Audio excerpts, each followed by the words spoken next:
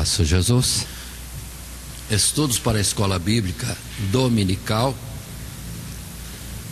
no terceiro trimestre do ano de 2017. Lições estas para a classe de jovens e adultos. Estamos no estudo da carta aos Efésios neste trimestre. Temos já dado início, estamos na terceira lição essa que acompanha a sequência do estudo, sendo que a primeira foi uma apresentação geral de como o Evangelho chegou a Éfeso. Depois o estudo já do texto, do verso 1 até o verso 14, o início da nossa exposição. E agora a continuidade, dando o título nessa lição 3 de Igreja, o corpo de Cristo.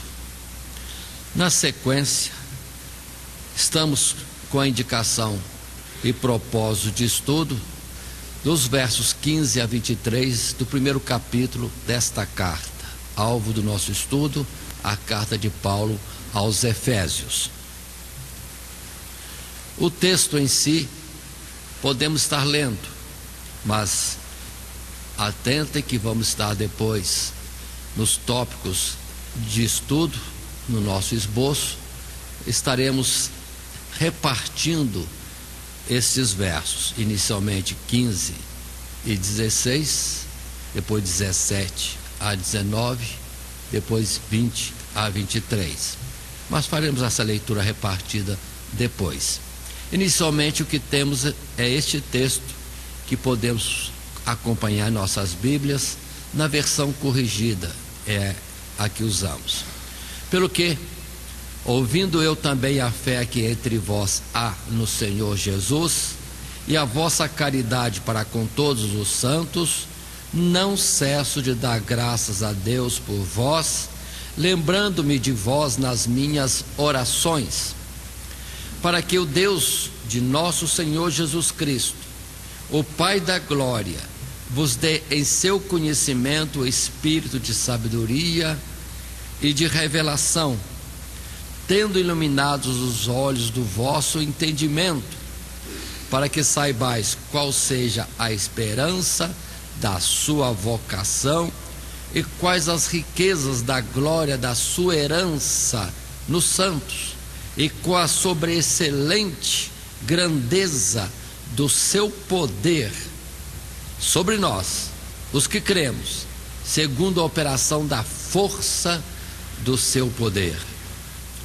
Força do seu poder, verso 20, que manifestou em Cristo, ressuscitando-o dos mortos e pondo-o à direita do céu, nos céus, acima de todo principado e poder e potestade e domínio e de todo nome que se nomeia, não só neste século, mas também no vindouro, e sujeitou todas as coisas a seus pés, e sobre todas as coisas o constituiu como cabeça da igreja, que é o seu corpo, a plenitude daquele que cumpre tudo em todos.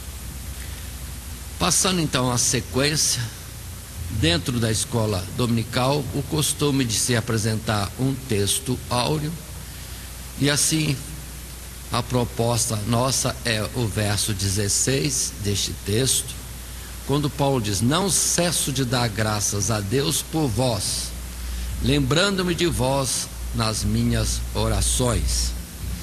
Sequencialmente apresentamos o esboço, além da introdução e conclusão, os 3 tópicos padrões de nosso uso, quando o primeiro, dentro dessa lição 3, Igreja, o corpo de Cristo, temos, primeiro tópico, lembrança dos cristãos na oração, tomando os versos 15 e 16. Segundo tópico, entendimento iluminado, versos 17 a 19. Aqui Paulo orando pelos irmãos para que tivessem um crescimento, um desenvolvimento pela concessão de Deus sobre eles. E terceiro tópico, Cristo, a cabeça do corpo, versos 20 a 23. Lembrando, considerando, Deus colocando a Jesus como um nome que é sobre todo nome, ou como, na verdade, sendo outra comparação, seria a árvore da qual nós somos os galhos, ou ele a cabeça de um corpo em espírito. E assim, passando à frente, vejamos a nossa introdução no texto breve tirado do material de classe. Seguindo o estudo da carta a respeito da revelação de Deus, o apóstolo Paulo explana um pouco mais o assunto. Todo o controle do corpo humano provém da cabeça. A igreja, como corpo vivo, também tem uma cabeça de onde provém o Espírito que dá vida a ela. Para se conhecer as maravilhas de Deus, é preciso estar ligado a essa cabeça, para que o Espírito de Deus flua e as revele.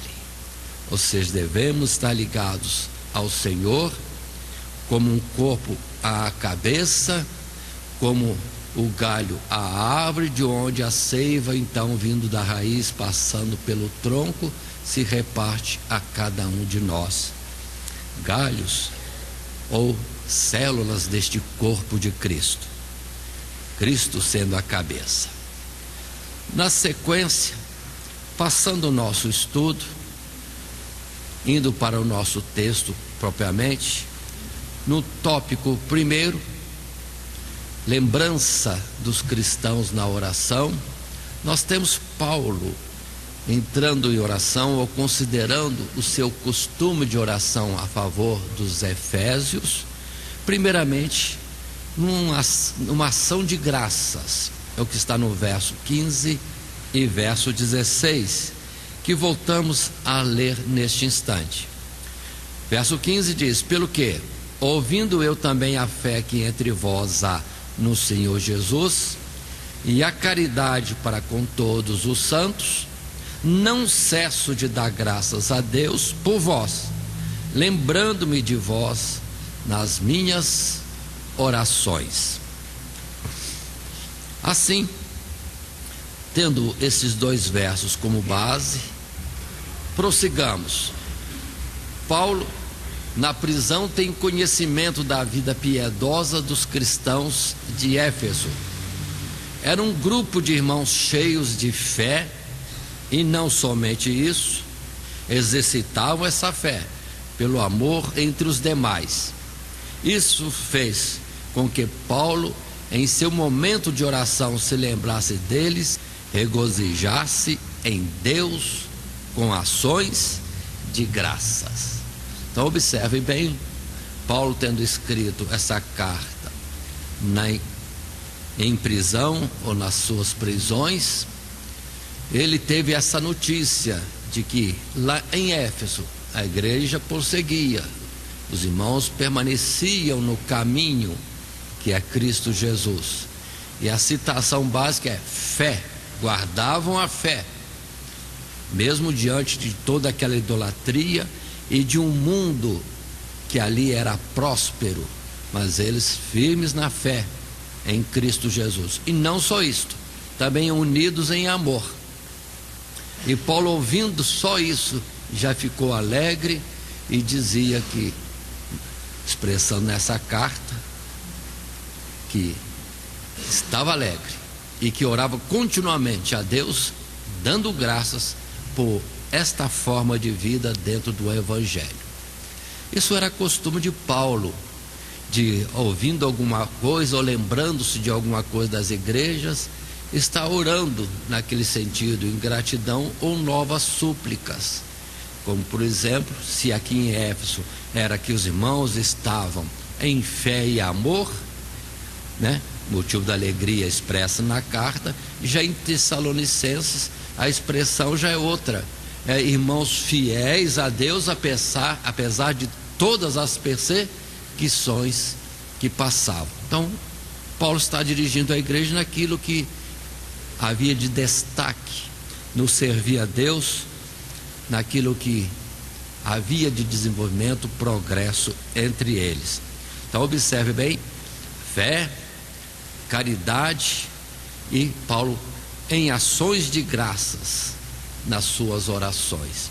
É o que na verdade nós precisaríamos estar aprendendo com Deus, ou fazendo isso diante de Deus, observando os irmãos, atentos ao seu dia a dia, a sua forma de servir a Deus, e na oração apresentarmos uma ação de graça. Deus, te louvo porque irmão tal tem se desenvolvido, percebo, está se dedicando ao estudo da palavra.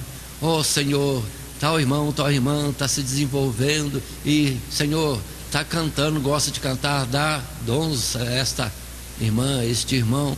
O outro gosta de evangelizar, testificar de ti. Senhor, te dou graças porque aquele irmão que foi alcançado um dia tal, na vigília tal, agora está. São formas de a gente, como Paulo, estar atento aos irmãos e se derramar diante de Deus com alegria e ações de graças. Aí estaria longe, irmãos, aquele olhar de investigação, de supervisor, de guarda, né? Está dando certo, não está dando certo? Não está dando certo, que muitas vezes é comum entre alguns, mais cobrando do que considerando o que já está havendo de desenvolvimento, de progresso, de edificação na vida de alguns dos nossos irmãos. Alguma coisa pode estar faltando, mas vamos ver o que está bom e vamos agradecer a Deus. E nesse contato com Deus volta aquele ciclo, né, irmãos? Orações levadas a Deus, ações de graças por alguma coisa, e Deus sendo louvado, engrandecido, e Deus então derrama mais graça nesse irmão que está desenvolvendo, para desenvolver-se mais, e aquele que está alegre com isso vai ficar mais alegre, e o ciclo roda e aumenta em grande, vamos dizer assim, avanço. É o que Deus quer de nós, é esse envolvimento em atenção e amor e ações de graças.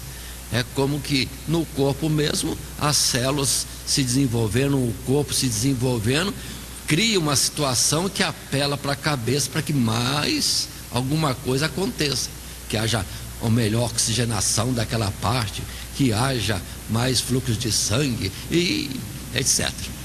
Ou seja, é um ciclo que nos une e faz uma unidade entre eu, meu irmão e o próprio Deus. Isso alegra a Deus e é próprio de Deus mesmo. Esta união só cria avanços. É assim era Paulo, agradecendo ao Senhor, por isso que ele via fé e amor entre os irmãos. Cito, por exemplo, essas passagens em Colossenses 3, verso 14, quando ele, Paulo, orientando aos colossenses, vem a dizer: e sobre tudo isso, revestivos de caridade, que é o vínculo da perfeição, e a paz de Deus, para a qual fostes chamados em um corpo, domine em vossos corações e sede agradecidos. Com a palavra também de Hebreus 11, verso 1, ora a fé é o firme fundamento das coisas que se esperam e a prova das coisas que não se veem. Ou também o verso 6, sem fé é impossível agradar a Deus. Observe nesse particular todo, estamos aqui numa situação interessante. Em Éfeso havia fé e amor. Se nós lemos a segunda carta de Pedro,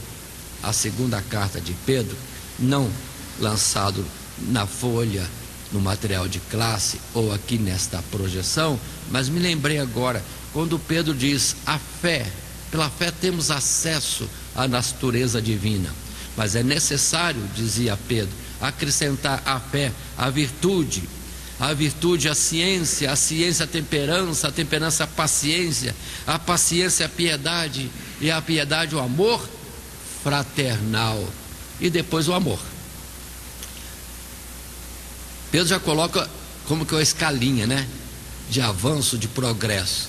E os Efésios tinham a primeira parte e a última. O que havia mais no meio?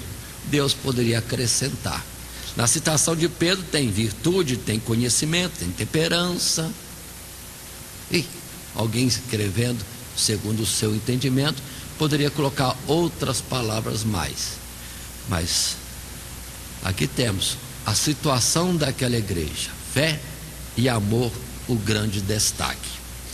Assim, continuando, irmãos, num parágrafo 2, resumo também do material de classe, nesta lição 3, igreja, o corpo de Cristo, e nesse tópico, lembrança dos cristãos na oração, consideremos, por isso mesmo, a prática de orar uns pelos outros é uma recomendação bíblica e uma experiência extraordinária. Se todos os cristãos assim o fizessem, não só aumentaria o tempo, mas também a qualidade de adoração com ação de graças. Vamos imaginar os nossos cultos, todo mundo alegre pelo que o outro está tendo de desenvolvimento, de progresso. Como a igreja deve ser uma mãe zelosa pelos recém-nascidos, e vendo o recém-nascido engatinhando, caminhando, correndo, aprendendo a falar e tantas outras coisas. É o que deve haver também entre nós. Assim o culto seria cada vez mais maravilhoso, uns alegres com os outros no pouco que tem se desenvolvido. Aí a questão era só tempo ao tempo e haveria grande desenvolvimento entre os irmãos, tal qual na igreja no princípio, né? Aquela comunidade em que tudo parecia maravilhoso. Mas continuando, cito ainda a palavra de Efésios capítulo 6, verso 13. Estamos no capítulo 1, mas observe que isso volta mais à frente, e é comum quando Paulo, no verso 13 do capítulo 6, chega a ensinar, orientar, aconselhar os irmãos, quando ele diz: portanto, tomai toda a armadura de Deus. Mas em particular, o verso 18 diz: como conseguir tomar toda a armadura de Deus? O verso 18 responde: orando em todo o tempo, com toda oração e súplica, no Espírito, e vigiando nisso com toda perseverança e súplica por todos os santos. Esse cuidado de estar observando e orando a favor dos irmãos cria em nós como que esse revestimento para batalharmos contra o mal. Palavra de Paulo, citada em Efésios capítulo 6 e verso 13, e mais o verso também 18. Na nossa sequência de estudo, observando que temos poucos versículos de trabalho junto com a classe, o que para um tempo estabelecido, muitas vezes de 1 hora nas classes, nós podemos ir com mais calma e argumentando mais, trazendo mais versículos, além dos propostos no material de classe, outros que possamos ter conhecimento e alguma experiência. Assim, vamos agora para esse segundo tópico, entendimento iluminado, que é um sentido da oração depois de Paulo. Primeiro, ação de graças, agora súplica. A súplica dele é por entendimento iluminado. Ou a expressão dos versos 17 e 18, que vão dizer para nós, releio o texto bíblico, só os versos 17, 18 e 19. E assim a palavra traz: para que o Deus de nosso Senhor Jesus Cristo, o Pai da glória, vos dê em seu conhecimento o espírito de sabedoria e de revelação, tendo iluminados os olhos do vosso entendimento, para que saibais qual seja a esperança da vossa vocação e quais as riquezas da glória da sua herança nos santos, e qual é a sobreexcelente grandeza do seu poder sobre nós, os que cremos, segundo a operação da força do seu poder. Então observe, primeira oração de agradecimento, ações de graças. E agora, na continuidade, ele em súplica. Voltando àquela citação de Pedro, Pedro falou de uma série de avanços, pontos a alcançar. Primeiro foi a fé, acesso, depois virtude, conhecimento e temperança, etc., e por fim o amor na sua plenitude. E Paulo parece que está agora intercedendo a Deus para que essa parte do meio citado por Pedro seja alcançado, o conhecimento, mas um conhecimento acrescido daquilo que ele diz aqui. Observe no verso 17: vos dê em seu conhecimento o espírito de sabedoria e revelação, ainda que eles tivessem, mas que Deus acrescentasse mais alguma coisa: sabedoria e revelação. E com essa sabedoria e revelação, no seu conhecimento, viesse entendimento da esperança da nossa vocação, que Deus está preparando para nós, poderíamos dizer desta forma. E também, no verso 19, com a sobreexcelente grandeza do seu poder.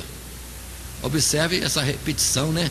Parece um pouco enfático assim, mas é que Paulo usa palavras humanas. Se tivesse outras palavras melhores, elas seriam maiores que essa expressão. Sobreexcelente grandeza do seu poder. E no final do verso 19, segundo a operação da força do seu poder. Olha, ou seja, Deus é poderoso, irmão. Talvez Abraão dissesse simplesmente o Todo-Poderoso. A atuação do Todo-Poderoso. Cada um usa as palavras que tem, e Paulo, neste afã de falar que tem mais coisa, que precisamos conhecer, ter sabedoria e ter revelação da parte de Deus, o quanto Ele pode fazer. Nada há impossível para Deus. Muito bem, é a sua oração e súplica a favor dos nossos irmãos na carta aos Efésios. E assim, passando à frente, no nosso segundo tópico, num primeiro parágrafo, a lição prossegue, e assim me expresso.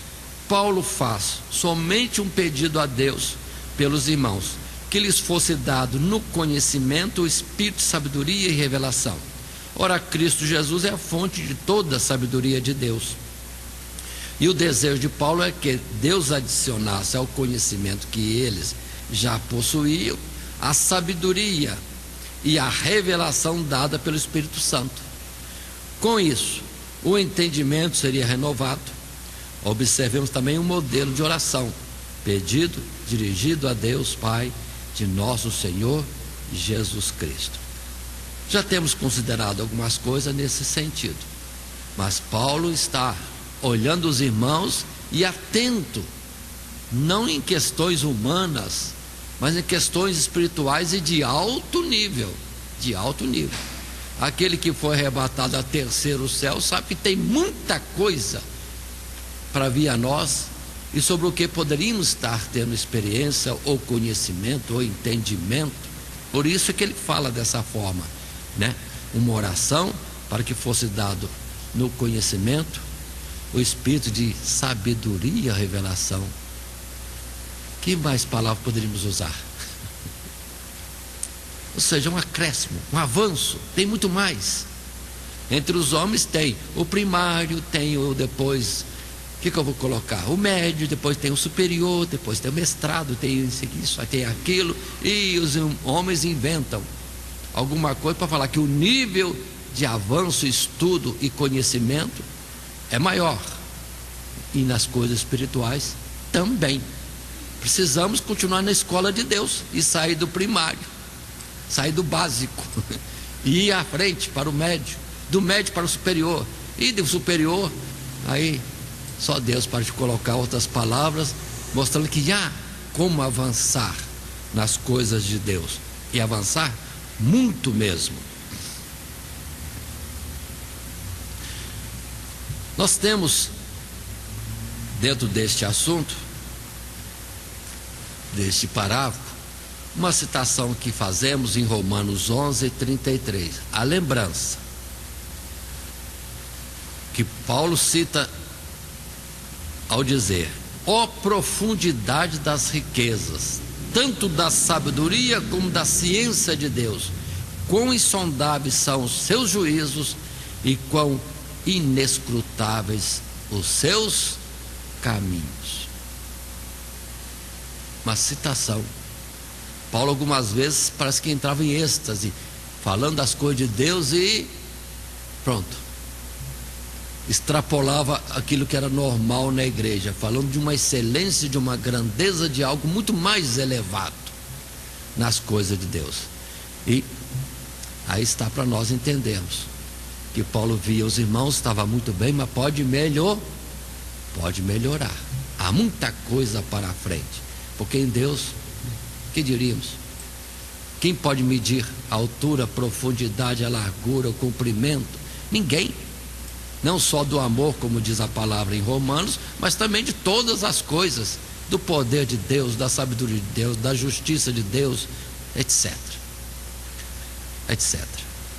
Assim como tem a palavra misericórdia, tem a palavra também longanimidade, que mostra a misericórdia como que estendida, maior.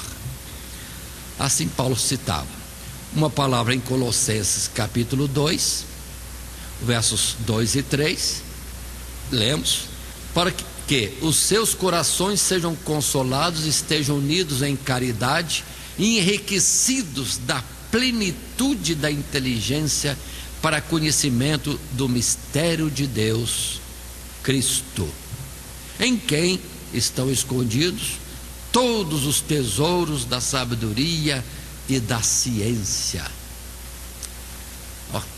Observe, palavras colocadas por ele: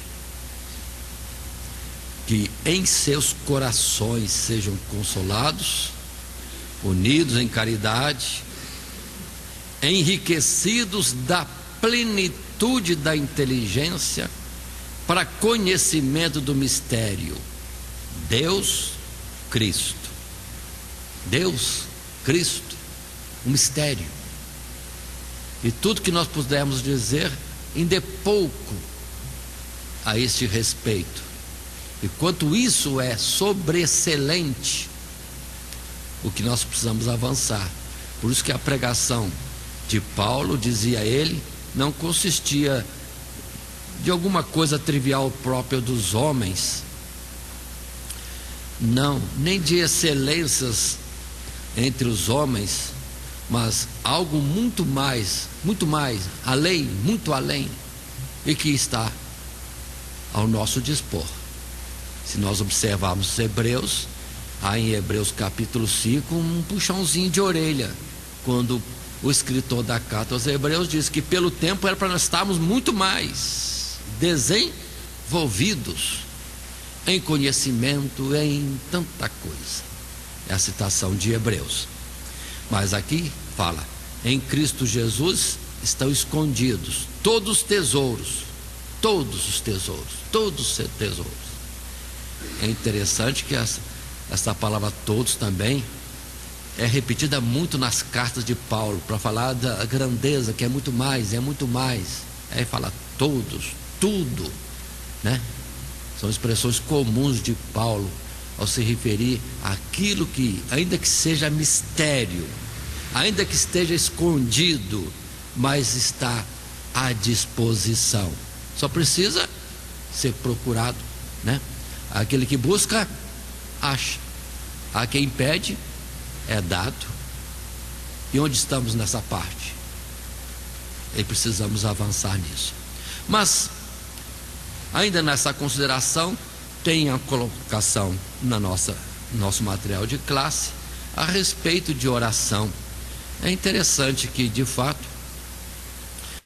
nós, irmão, ficamos repartindo Deus. Uns acham-se avançados orando a Deus, outros acham-se muito bem orando a Jesus, outros acham mais perfeitos ainda, já oram direto ao Espírito Santo, como se Deus tivesse dividido. Nós parecemos alguma coisa de Coríntios, nos primeiros capítulos, quando ele fala assim, que Cristo não está dividido. Cristo é um, Deus é um, Cristo e Deus é um. E nós ficamos repartindo. Agora vou orar. Aí escolhe, como se fossem pessoas distintas, quando na verdade a palavra é: eu e o Pai somos um. E a orientação bíblica, entretanto, é orar ao Pai. É o Pai. Jesus não quer que a gente venha a Ele. Ele é o acesso ao Pai. Eu sou o caminho, a verdade e a vida. Ninguém vem ao Pai senão por mim. Passem por mim e vá ao Pai. E o exemplo, vamos colocar assim, está apresentado ou representado quando no passado, tendo o tabernáculo de Deus ali presente com o povo ficava distante. O sacerdote entrava, fazia o sacrifício, era o dia da expiação, entrava na presença de Deus, mas não ficava lá, saía e gritava ao povo: vossos pecados estão perdoados. E o povo ia embora para casa. Mas em Cristo Jesus a situação é diferente.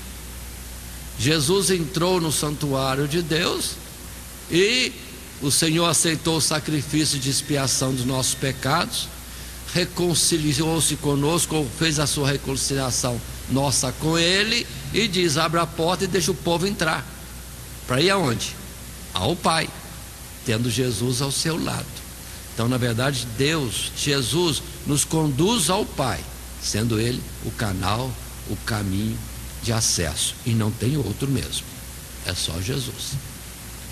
E assim, como modelo, entre tantas outras passagens, João 16, 23, quando Jesus diz: e naquele dia nada me perguntareis, na verdade vos digo que tudo quanto pedirdes a meu Pai em meu nome, Ele vô-lo-á de dar. Então Jesus me conduz, é o Pai.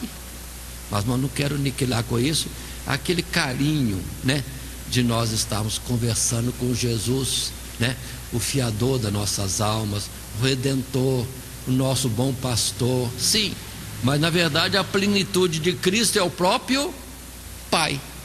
E a gente fica no meio do caminho, ou inventa um caminho até maior do que Deus, o Espírito Santo, como se orando a Ele direto fosse algo maior. E estamos falhando. O alvo de Jesus é nos conduzir ao Pai, ao gerador da vida, o Criador, e único com Jesus, e Jesus com Ele. O exemplo está na nossa lição de agora. Ele é o corpo, cabeça e corpo unidos numa unidade, assim como Ele e o Pai.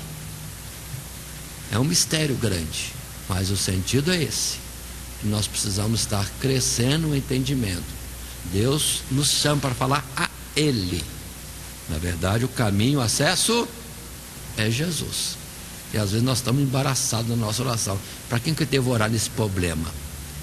Vou orar ao Pai? Não, acho que eu tenho que orar ao Espírito Santo. Não, acho que eu tenho que orar para Jesus. Irmãos, vamos devagar. Estamos inventando coisas que não são a palavra de Deus. Estamos usando mais as filosofias cristãs, filosofias de alguns filósofos, e estamos usando pouco as sagradas escrituras. Aí vem invenção. Sei que tem um livro aí que fala que a plenitude é ir orar ao Espírito Santo. Se pedir o Espírito Santo, tem tudo. Peraí, quem que é o Pai da eternidade? Deus se representa como Pai, e nós ficamos inventando coisinhas paralelas e achamos que agora está melhor. Olha, Paulo está dizendo: cuidado, cuidado. O alvo é o Pai, ao gerador da vida, o Criador e tudo mais. Portanto, estejam mais atentos a isso. Continuando na nossa lição, nesse segundo tópico, entendimento iluminado, num novo parágrafo, podíamos estar dizendo: o mundo ganha o cristão pelos sentidos e paixões, Cristo pelo entendimento. Por isso Paulo ora não por riquezas, não por livramento de perseguições, não por honras ou prazeres terrenos, mas por iluminação do entendimento e aumento do conhecimento de Deus. Observe bem isso, irmãos, nesse particular. Aqui está escrito em princípio, ou no nosso material de classe, o mundo ganha o cristão pelos sentidos e paixões. Na verdade, a cobiça ou a soberba. Cobiça ou soberba. E Tiago reprova esse assunto, né? As petições diante de Deus para gastar em deleites, prazeres, sentidos do nosso ser. Depois o texto diz: Cristo nos conquista pelo entendimento. Cuidado, isso aqui é dentro do contexto que ele está orando por conhecimento, entendimento, sabedoria, revelação. Neste contexto, ele quer que nós sejamos conquistados para Deus mais ainda, por tudo que Deus é e pode fazer, e outras plenitudes mais. Na verdade, não esqueçamos do amor. Amor. Que o amor de Deus nos constrange. Então, esse aqui é outro aspecto. Nós falamos dentro do contexto. A oração de Paulo por conhecimento. E este conhecimento acrescido de sabedoria e revelação. Aí sim, uma forma de alguém ser conquistado para Deus, ou de nós nos aproximarmos mais de Deus. Mas não esqueçamos da plenitude que é o amor, né? O amor de Deus nos constrange a nós amá-lo também, e etc. Assim, colocando, apresentamos alguns tópicos das Sagradas Escrituras, ou versos, textos, que podemos estar lembrando. A oração de Paulo para que eles cresçam em entendimento, que haja sabedoria e revelação. Muito bem. E é o texto, 1 João capítulo 2, verso 15: Não ameis o mundo nem o que o mundo há. Se alguém ama o mundo, o amor do Pai não está nele. Porque tudo o que há no mundo, a concupiscência da carne, a concupiscência dos olhos e a soberba da vida, não é do Pai, mas do mundo. Vamos tomar cuidado com isso. E termos as nossas orações mais no sentido espiritual. Lógico, é natural a gente ter preocupação com as necessidades dos irmãos, enfermidade, desemprego, problemas na família, problemas com filhos, alguma coisa a mais que pode acontecer, e interceder a Deus nesse sentido. Mas não podemos ocultar e omitir o principal. Observemos, por exemplo, né, a oração que nós temos do Pai Nosso. É oração. E não tem assim tanta petição no sentido material, né? O pão nosso de cada dia nos dá hoje. Que mais? Porta de emprego? Cura? Que mais? Modelo é o básico. O pão nosso de cada dia nos dá hoje. E depois vem as demais coisas. Então, somente em ordem espiritual. Como desde o princípio, o glorificar a Deus, o desejar que seja feita a vontade de Deus, em primeiro lugar, e não a nossa vontade, o livramento de cair em tentação, e outras coisas mais poderiam ser colocadas, mas é o básico. E não ficar, como muitas vezes a gente percebe, uma oração longa pedindo a respeito tão somente de coisas materiais, progresso material, sucesso nos estudos, sucesso na profissão.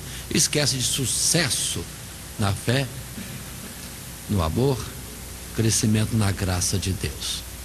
Por isso que lá em Oséias capítulo 6, no verso 3 e depois o 6, temos essas palavras do profeta: conheçamos e prossigamos em conhecer o Senhor. Como a alva será a sua saída, e ele a nós virá como a chuva, como chuva seródia que rega a terra.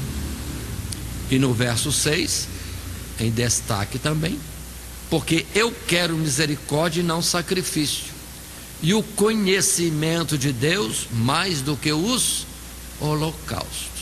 E muitos desprezam isso, principalmente conhecimento de Deus. E a ordem é: conheçamos e prossigamos em conhecer.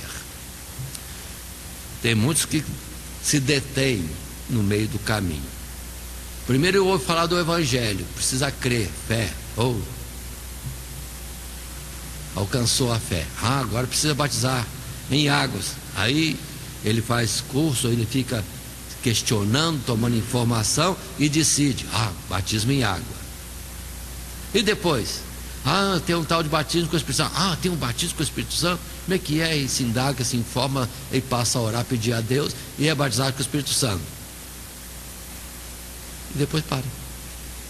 E esquece que em Deus há uma infinidade de coisas. A manifestação do batismo com o Espírito Santo é dada a nós, mostrada a nós, se percebe em nós pela manifestação dos dons. E às vezes a pessoa fica no dom de falar em línguas. Falei em línguas, pronto, já estou no céu, amém, e acabou, e a vida dele para aí. Enquanto que na verdade há uma diversidade de dons.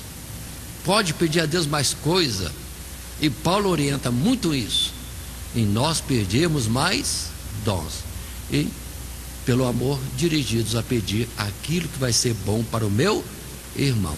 Por isso que muitos irmãos têm um tempo de avanço, que ele fica procurando o alvo acima.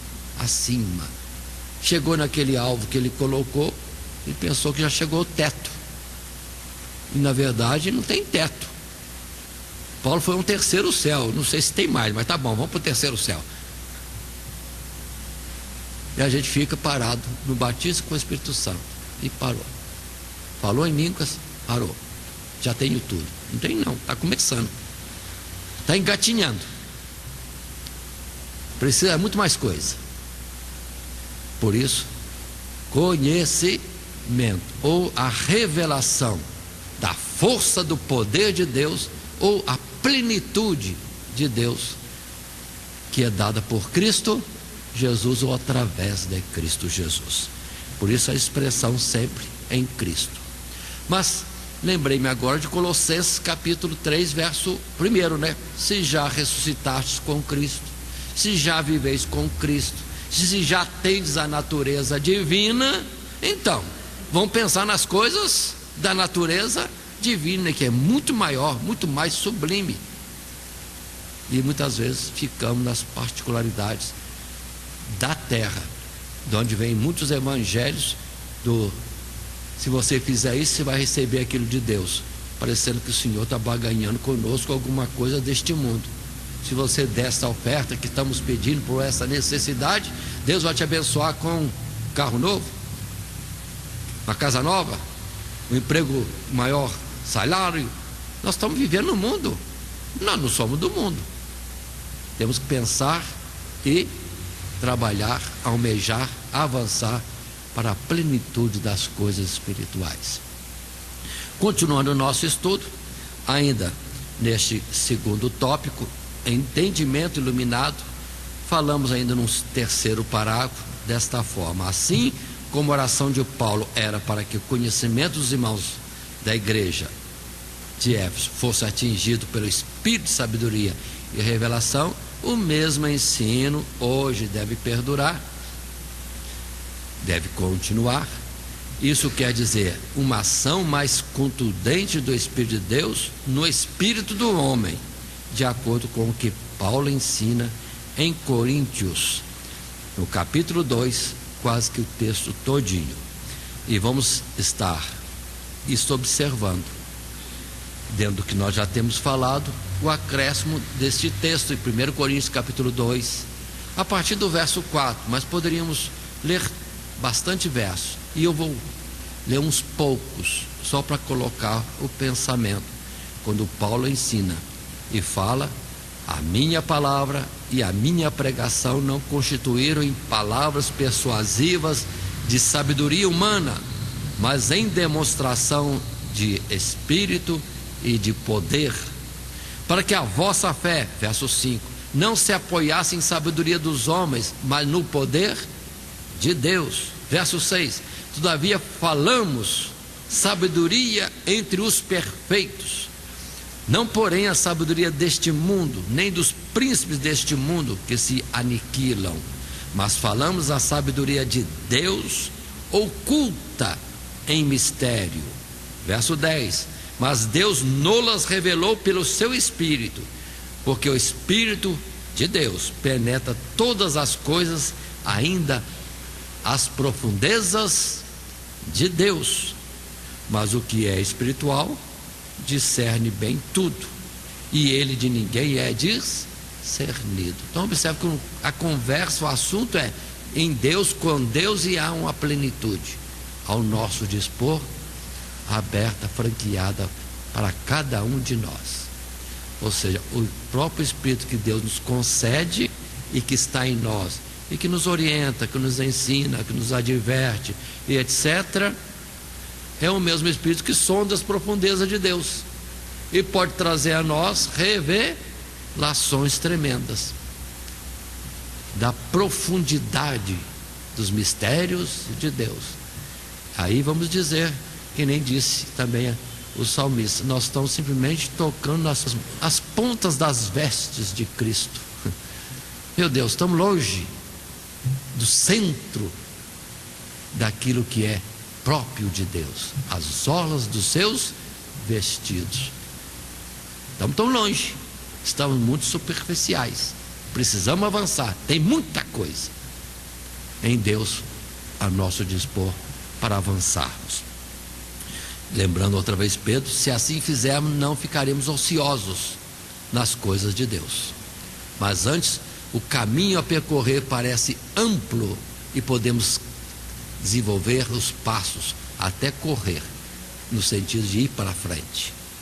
Continuando mais à frente, chegamos ao nosso terceiro tópico, finalmente Cristo, a cabeça do corpo. Voltando ao nosso texto inicial, a exposição do nosso texto inicial era, primeiro, a oração de ações de graças pelo que Paulo via e sabia existir entre os efésios, os irmãos em Éfeso: fé e amor. Depois, a segunda parte do nosso estudo e a citação do sexto, que ele orava para que esses irmãos avançassem. Há muita coisa pela frente, há uma plenitude em Deus. Plenitude é essa disponível através de Cristo. Precisamos ir à frente. E a colocação final de que Cristo é a cabeça do corpo, ou seja, é o principal, nele está tudo. Ou, outra palavra, é-lhe dado ou foi-lhe dado todo o poder, nos céus e na terra. Ele é o Senhor. E assim, colocando esse terceiro tópico, lembremos dos versos tomados como apoio, e que são do verso 20 a 23, ou versos de estudo, quando a palavra diz que manifestou. Volto para dizer, a palavra anterior, o verso anterior, fala a respeito da força do seu poder. Força do seu poder, verso 20, que manifestou em Cristo, ressuscitando dos mortos e pondo a sua direita nos céus, acima de todo principado e poder e potestade e domínio, e de todo nome que se nomeia, não só neste século, mas também no vindouro. E sujeitou todas as coisas a seus pés, e sobre todas as coisas o constituiu como cabeça da igreja, que é o seu corpo, a plenitude daquele que cumpre tudo em todos. Tudo em todos. Volta e repete muitas vezes. Muito bem, observe nesse texto, cujo título que nós temos neste tópico é Cristo, a cabeça do corpo. O sentido é a plenitude em Cristo, a excelência em Cristo, ou a primogenitura em Cristo, ou em Cristo o primeiro, a primazia sobre tudo, é o sentido. Assim, nesse texto, verso 20 a 23, no verso 20 primeiro, Deus testifica disto, ressuscitando Jesus. É uma declaração de Deus ao mundo, de que Jesus é o seu Filho e tantas outras coisas mais. Segundo, que ele é aquele que está colocado sobre todos. A palavra diz: acima de todo principado e poder e potestade e domínio. Um nome que é sobre todos os nomes. E terceiro, a mesma coisa, só que em outra figura, ele é a cabeça da igreja, e a cabeça da igreja, porque então alcança-se a plenitude e também o acesso a todos, o comando, o senhorio sobre todos que fazem parte do corpo. Essas são as expressões que podemos estar abrindo um pouco mais. Mas continuando, o tópico 3 e primeiro parágrafo: esta força de poder foi com a qual Deus ressuscitou a Cristo dentre os mortos e o fez assentar-se à sua direita nos céus. Observemos bem, o verso 19 fala sobre excelente grandeza do seu poder. E o primeiro fato é ressuscitando Jesus. Demonstração, sim, de poder, vencendo a morte. Demonstração ou declaração da colocação de Jesus sobre tudo. A declaração, ressuscitando Jesus, Deus está declarando no mundo a aprovação de Jesus, do seu sacrifício, da sua intercessão, da sua obra, de que, como Cordeiro de Deus, estivesse, então, nos limpando de todos os pecados. Tudo que foi falado pelos profetas e Jesus anunciou, estava aceito. Ele foi ressuscitado dos mortos. E em testemunho as Escrituras, o que a Escritura diz a este respeito. Assim, observem, abrindo os textos bíblicos, inicialmente em Atos capítulo 27, a primeira pregação de Pedro. Pedro fala bem claro a respeito de Jesus, o Messias, que eles, os israelitas, mataram. O assunto é esse: mataram o príncipe da vida, mas Deus o ressuscitou. E aí está a misericórdia, a paciência e o amor de Deus. Deus ressuscitou e colocou para Salvador. Quem se chegar a Ele como aquele que pode salvar, será salvo. Agora, se não chegar, Deus vai imputar a morte do filho. Aí é réu de morte. É diferente a situação do homem. Em Cristo, porta de salvação ou condenação, pedra de apoio ou pedra de tropeço. É só escolher. Mas Deus declarou que Ele é o Senhor, Ele é o Salvador, Ele é o Cristo, Ele foi aceito. A pedra que os edificadores rejeitaram é a pedra aprovada por Deus, pedra escolhida, pedra de esquina. Observe bem essa expressão, mas na ressurreição. Lendo o texto, observe o que Pedro diz ainda. Agora o verso 27. Pois não deixarás a minha alma no Hades, nem permitirás que o teu santo veja a corrupção. É uma citação de Pedro, das Escrituras. E Pedro interpreta, verso 29. Varões e irmãos, seja-me lícito dizê-los livremente acerca do patriarca Davi, que ele morreu e foi sepultado, e entre nós está até hoje a sua sepultura. Verso 30. Sendo, pois, ele, Davi, profeta, Pedro está explicando, verso 31, nesta previsão, ou nesta palavra, ou nesta profecia, disse da ressurreição de Cristo, que a sua alma não foi deixada no Hades, nem a sua carne viu a corrupção. Então todas as palavras dos profetas anunciavam que o Messias seria ressuscitado, morreria, mas seria ressuscitado. Era o grande sinal que Deus certa vez disse àqueles que o cobravam, ou o que o inquiriam, pedindo um novo sinal. Que sinal tu dás? E Jesus disse: muito bem, a ressurreição. Assim como Jonas esteve 3 dias e 3 noites no ventre do peixe e depois saiu, eu também estarei, vamos dizer nessas palavras, 3 dias e 3 noites na morte, na sepultura, mas ao terceiro dia estarei de volta. Então Jesus declarou: eu sou quem vocês estão dizendo que querem saber. Eu sou o Messias. E a prova, o sinal é a ressurreição. Por isso mesmo está escrito na palavra, e Pedro citou: Observe, estava escrito. É o testemunho de Deus que Jesus está aprovado. É Ele, o Messias, ainda que vocês rejeitaram. Mas a rejeição já estava prevista também. Mas Deus não está cobrando isso primeiramente. Está colocando como Senhor e Salvador. Observando ainda Romanos capítulo 1, verso 4. Lá em Romanos ele fala a esse respeito.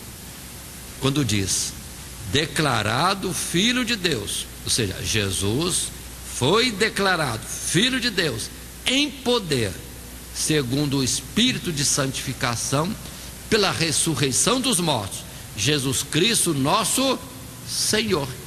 Agora observe que Pedro, no capítulo já 3, numa nova pregação, quando aconteceu da cura daquele paralítico na Porta Formosa, lá em Jerusalém, ele cita, e foi curado. Mas por que foi curado? Porque sobre ele foi invocado o nome de Jesus, o Nazareno, que vocês mataram. Mas o Jesus Nazareno não está morto, porque o morto não faz nada, ele está vivo. Na invocação do seu nome, observe, esse foi curado, dizendo publicamente que Jesus estava ressuscitado, e pela invocação do nome deste vivo, esse que Deus ressuscitou, havia cura e havia também da parte de Deus uma porta aberta para a salvação. Mas a declaração, a base é: ele foi ressuscitado de entre os mortos. Por isso que Jesus é chamado a primícia dos que dormem, o primeiro a sair da sepultura, como declaração a todos de que ele é o aprovado por Deus.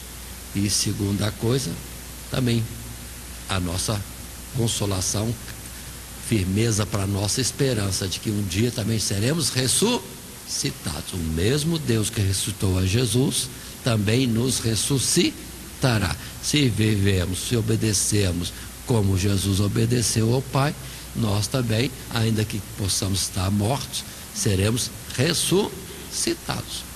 Então, o poder de Deus mostrado a favor de Jesus, da sua colocação na ressurreição.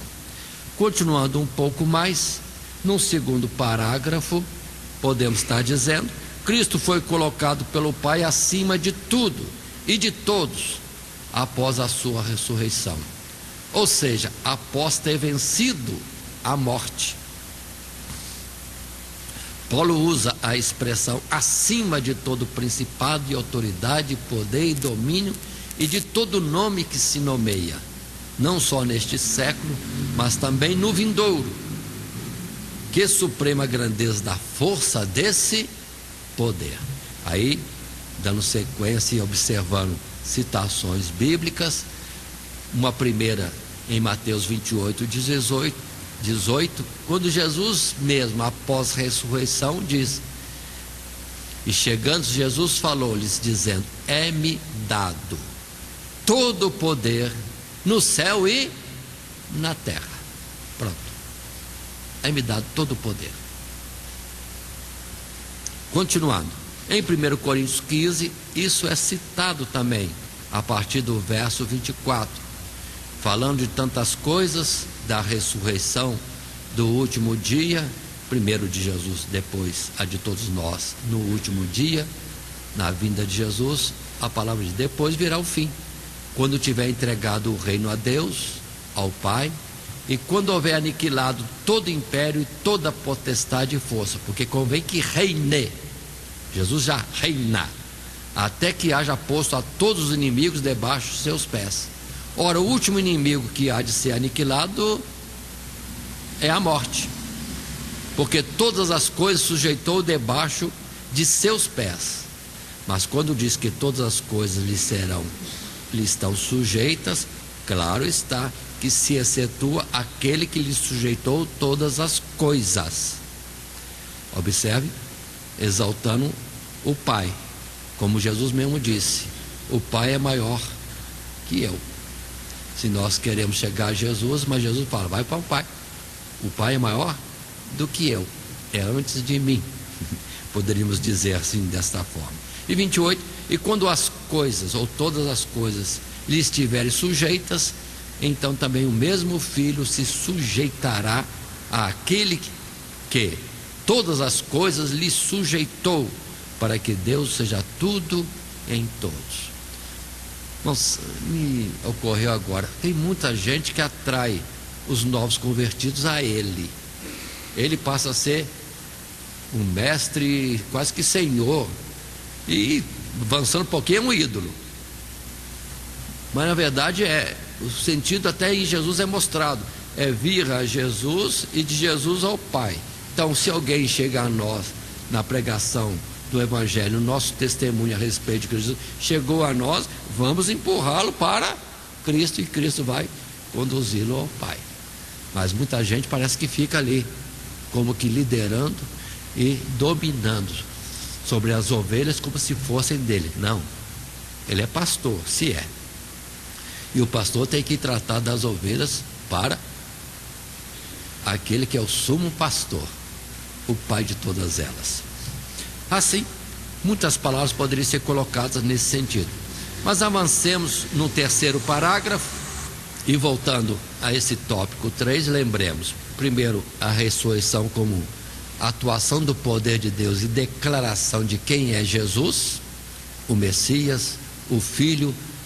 Depois é colocado também que ele está constituído sobre todas as coisas. Lembremos de Apocalipse capítulo 5, quando Jesus é apresentado nos céus, todos os seres se prostram diante de Jesus e vão falar: digno és de receber o poder, o domínio, a força, a honra, todas as coisas. É esse sentido. Jesus é o principal, o primeiro de toda a obra de Deus. E agora, em terceira colocação, ou modelo ou representação, ele é a cabeça. Ele é a cabeça. É dele que emana todas as coisas, ele que comanda tudo. E assim, o tópico 3, e essa mesma força de poder está atuando na igreja. Ele foi colocado como cabeça da igreja, é dele que emana todo o poder controlador do corpo, que é a igreja, e nós, como membros, precisamos ser movidos pelo seu Espírito, que indica que estamos unidos ao corpo. Observe bem, unidos à cabeça, a cabeça começa a comandar. Comanda todos os órgãos, comanda tudo. Manda o oxigênio para as células, manda a alimentação para as células, vitaminas para a célula, cada uma conforme a sua própria necessidade. Não é o coração que escolhe para onde vai mandar o sangue. Na verdade, é a cabeça que comanda o coração, para o coração mandar o sangue, que já está no processo, o outro mais operado pelo pulmão, e todos são assistidos. Por isso, irmãos, que precisamos ter essa ideia. Jesus é sobre todos. Assim como depois é colocado que há um só batismo, um só Espírito, um só Deus, que é sobre todos e por todos e em todos. Em todos. Se esta palavra de Efésios, capítulo 4, que a gente vai estudar depois, fala de Deus, aqui coloca Jesus. Mas em Jesus e o Pai não há separação. Eu e o Pai somos um. Dele emanando tudo que nós precisar. Assim, lembremos do verso que nós lemos há pouco, Mateus 28, 18, que dizia: e chegando Jesus falou-lhes dizendo: é-me dado todo o poder no céu e na terra. Aí ele comanda. Portanto, versos 19 e 20: ide, ensinai todas as nações, batizando em nome do Pai, e do Filho e do Espírito Santo, ensinando-as a guardar todas as coisas que eu vos tenho mandado. E eis que eu estou convosco todos os dias, até a consumação dos séculos. Amém. Ou seja, Jesus, tendo todo o poder, comanda a igreja, e a ordem primeira é evangelização, batismo, ensinamento, e depois ele fala: estou convosco todos os dias, qualquer necessidade eu estou presente, não estou longe, estou presente. Em Marcos 16, 15 é a mesma palavra, com citações ou vocábulos diferentes, quando se lê assim. E disse-lhes, Jesus disse-lhes: ide por todo o mundo, pregai o evangelho a toda criatura. Quem crer e for batizado será salvo, mas quem não crer será condenado. Ele tem todo o poder. E 17: e estes sinais seguirão aos que crerem.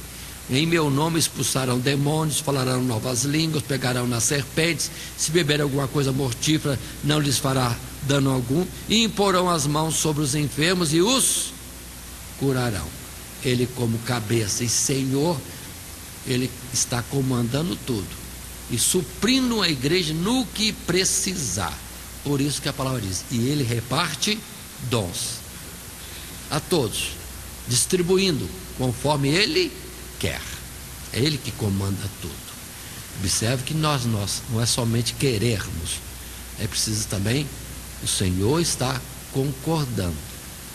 Paulo quis ir pregar o evangelho na Ásia e Deus não permitiu, e indicou Macedônia. Passa a Macedônia. Ele comanda tudo. É onde podemos a cada dia pedir uma direção de Deus. O que tem para fazer? O que o Senhor quer que eu faça? E Ele poderá dar a palavra, a orientação precisa da nossa necessidade ou daquilo que Ele quer que por nós Ele seja servido e reconhecido como Senhor. Assim, irmãos, passamos por todos esses assuntos. Lembremos, 3 tópicos. Primeiro, ações de graça, oração de ação de graça, pelo que Paulo via de bom na igreja. Depois, segundo tópico, ele pedindo para que a igreja tivesse sabedoria e revelação, ele intercedendo, suplicando a Deus pelo que a igreja poderia ter a mais em progresso. E terceira parte é essa: aquilo que há de poder em Deus operando no meio da igreja.